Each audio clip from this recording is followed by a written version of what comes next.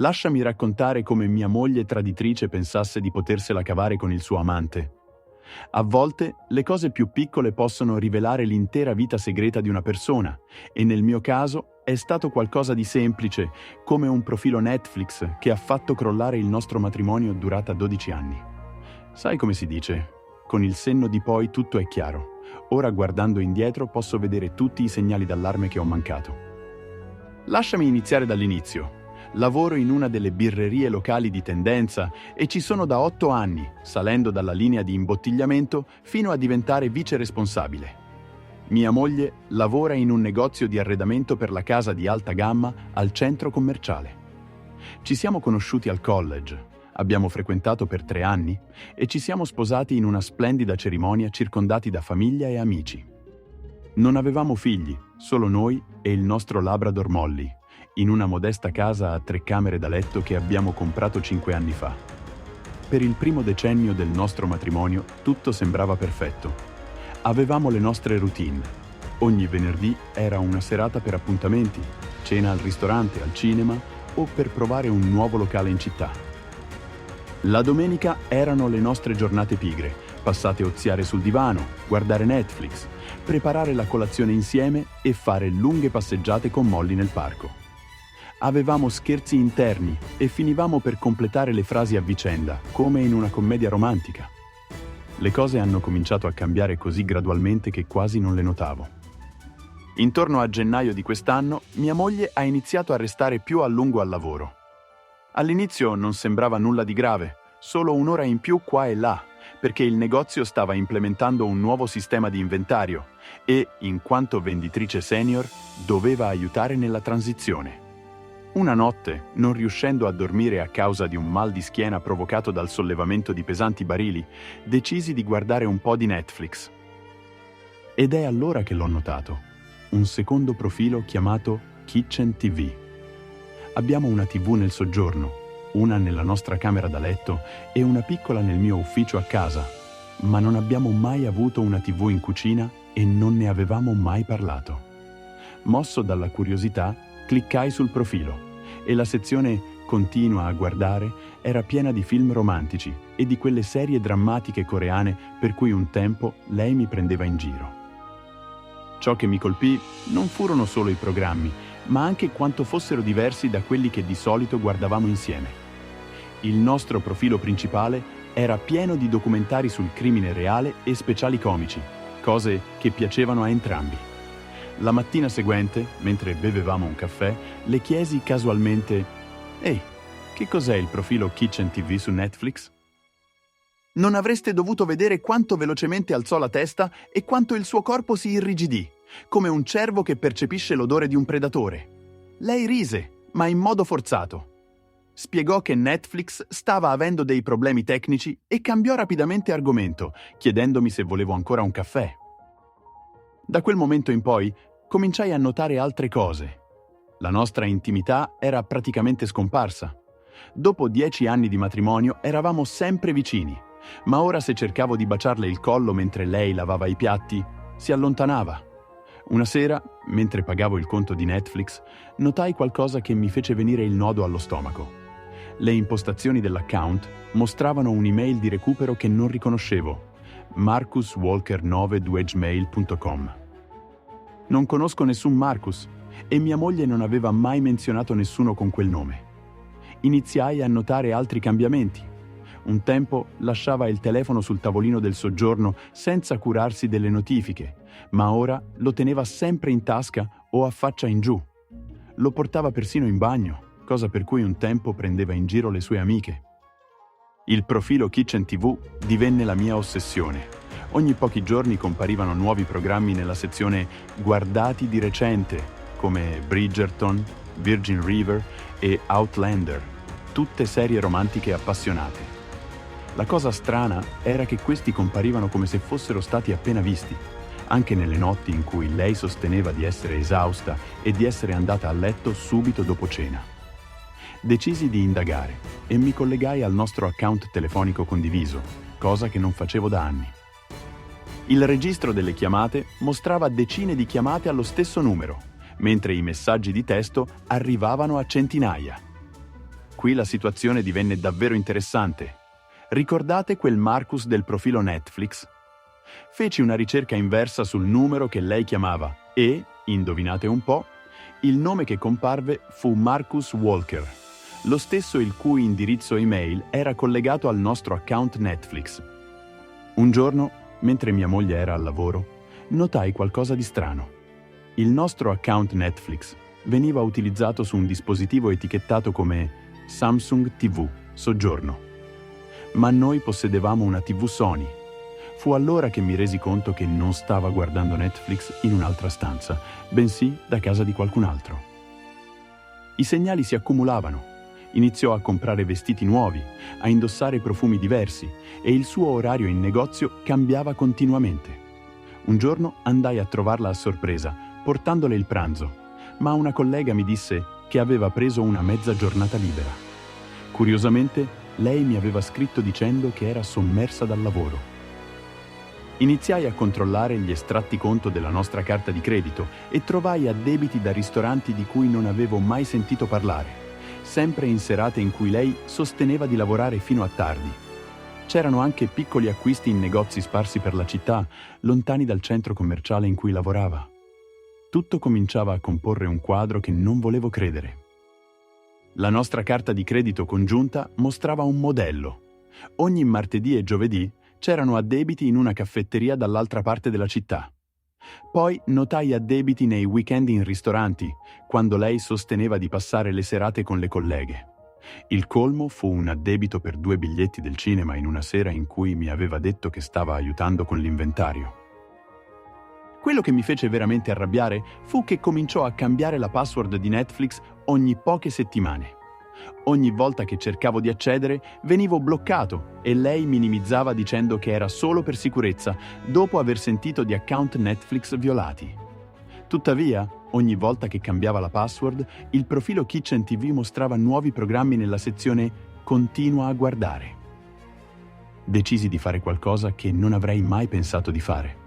Installai un'app di tracciamento sul nostro iPad, che avevamo comprato insieme, principalmente per consultare ricette e guardare Netflix in cucina, in modo davvero ironico. Entro pochi giorni avevo le prove. Mentre lei era al lavoro, la posizione dell'iPad la mostrava in un complesso di appartamenti dall'altra parte della città. La settimana successiva fu un vero supplizio. La osservai prepararsi per il lavoro, truccarsi più del solito e poi baciarmi per congedarsi, come se nulla stesse accadendo, come se non stesse per guidare attraverso la città per incontrare Marcus. Una sera, lei disse che doveva lavorare fino a tardi ancora una volta e decisi di passare in rassegna il complesso di appartamenti in auto. Ed effettivamente, lì trovai la sua macchina parcheggiata accanto a una BMW nera.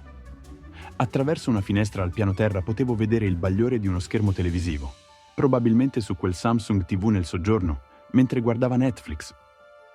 Rimasi seduto nella mia macchina per quasi un'ora, osservando e sentendomi male allo stomaco.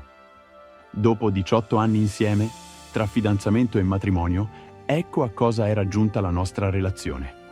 La mattina seguente aspettai che si preparasse il caffè e le chiesi con calma: «Chi è Marcus Walker?» Il colore le abbandonò il viso. Inizialmente cercò di fare finta di non capire dicendo «Non so di cosa parli». Ma le sue mani tremolanti tradivano la verità. Le spiegai tutto: gli addebiti della carta di credito, i dati di localizzazione, la misteriosa TV Samsung, tutto. Le dissi: «Hai passato ore a guardare Netflix con lui, vero? Hai guardato quei programmi romantici sul profilo Kitchen TV?» Lei crollò proprio lì, nella nostra cucina. Si scoprì che Marcus era un cliente che era venuto nel suo negozio in cerca di mobili per il suo nuovo appartamento. Dopo aver chiacchierato e scambiato numeri, iniziarono a incontrarsi per un caffè che poi divenne pranzo, cena e, voi immaginate. Lei pianse. «Non volevo che succedesse, è successo semplicemente. Ci siamo trovati grazie al nostro amore per gli stessi programmi». Una cosa portò all'altra e quasi mi fei prendere dal ridere. Il nostro intero matrimonio stava crollando per colpa di Netflix e di un uomo che guardava con lei quelle patetiche serie romantiche. Le chiesi: «Da quanto tempo sta succedendo tutto questo?» E lei sussurrò: 3 mesi. Estrassi gli estratti conto della carta di credito e dissi: «Questi addebiti risalgono a 6 mesi fa. Mi hai mentito per mezzo anno». Lei crollò su una sedia, con il mascara che le colava sul viso, ripetendo: «Mi dispiace, pensavo che questo potesse risolvere tutto. Possiamo sistemare le cose. Smetterò di vederlo. Cancellerò Netflix, per favore?»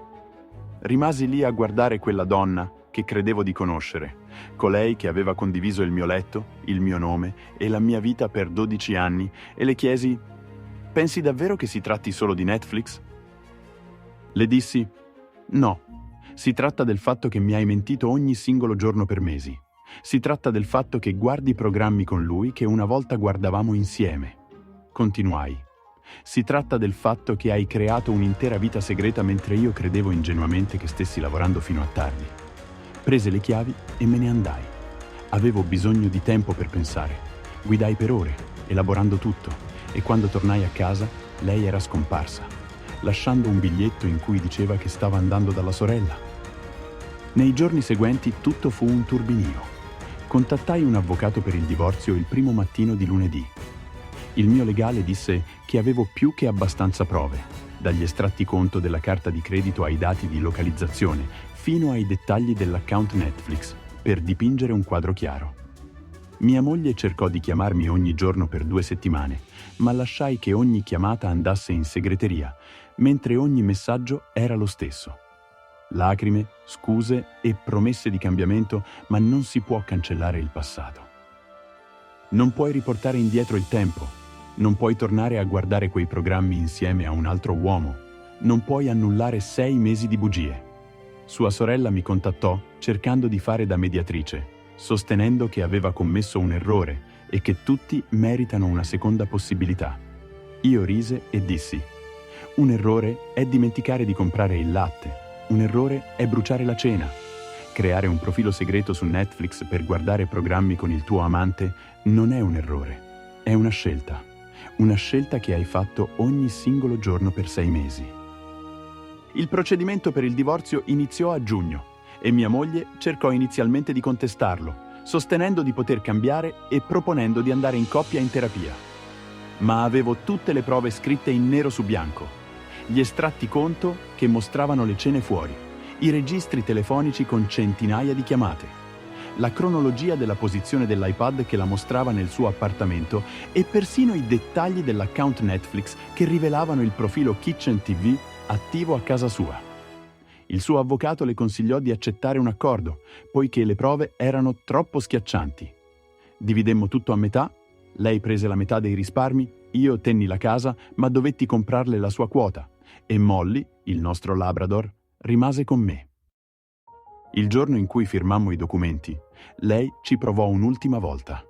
Ricordò i tempi in cui passavamo le domeniche a guardare Netflix insieme, a preparare la colazione e a maratone di serie tutto il giorno. Io la guardai e dissi: «Sì, me lo ricordo, ma ora qualcun altro sta guardando quei programmi con te». Il divorzio fu finalizzato 3 mesi dopo che l'avevo affrontata. Sentii dire, attraverso amici comuni, che Marcus l'aveva lasciata un mese dopo, apparentemente perché frequentava altre 2 donne contemporaneamente.